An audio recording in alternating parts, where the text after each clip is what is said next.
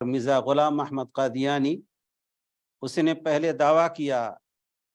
کہ میں ملہم ہوں، اللہ رب العالمین کی طرف سے میرے دل میں کچھ باتیں ڈال دی جاتی ہیں۔ اس نے پھر دعویٰ کیا کہ میں مہدی ہوں، پھر دعویٰ کیا کہ میں عیسیٰ مسیح ہوں، مسیح موعود ہوں۔ اصل میں سن 1273 ہجری میں، جس کو 1857 کا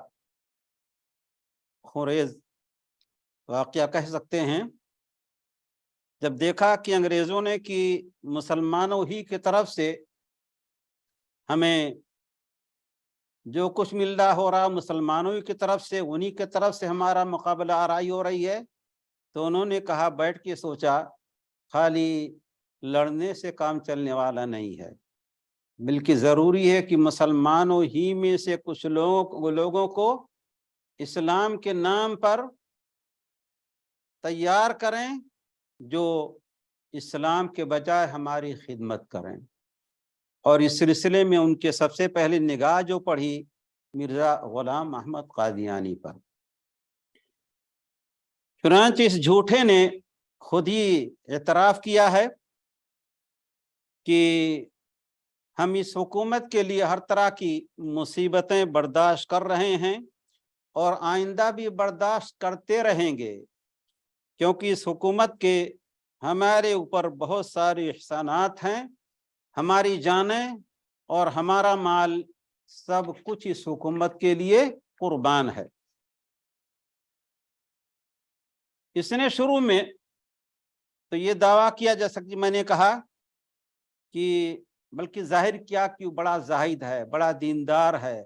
اللہ والا ہے،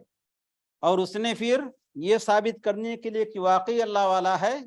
عیسائیوں سے، آریہ سماج والوں سے اس نے مناظرہ کرنا شروع کر دیا اور اکثر جگہوں پر ان کو شکست دے دیا، یہاں تک کہ مسلمانوں نے اسے یہ کہا کہ داعیہ اسلامی کبیر ہے، بہت بڑا۔ اس کے بعد آہستہ آہستہ اس نے اپنی اصلیت ظاہر شروع کی اور انگریزوں کے کوچیلا تھا،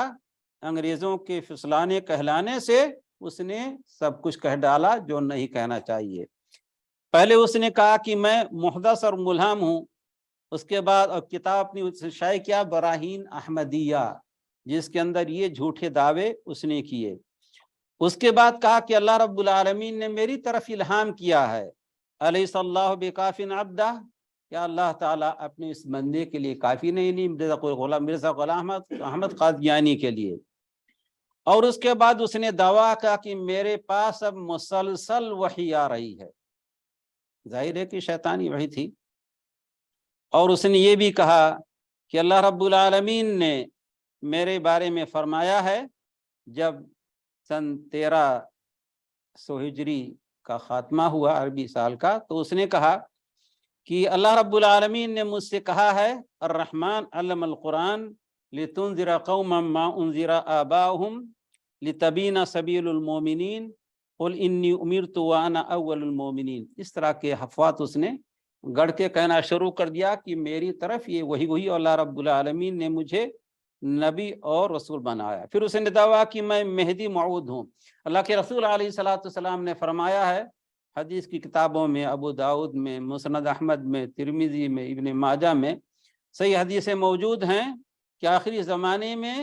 مہدی نام کا ایک شخص آئے گا جس کا نام اللہ کے رسول علیہ السلام کا نام ہوگا، جس کے باپ کا نام رسول اللہ صلی اللہ علیہ وسلم کے باپ کے نام سے ہوگا، اور فاطمہ رضی اللہ تعالیٰ عنہ کے نسل سے ہوگا۔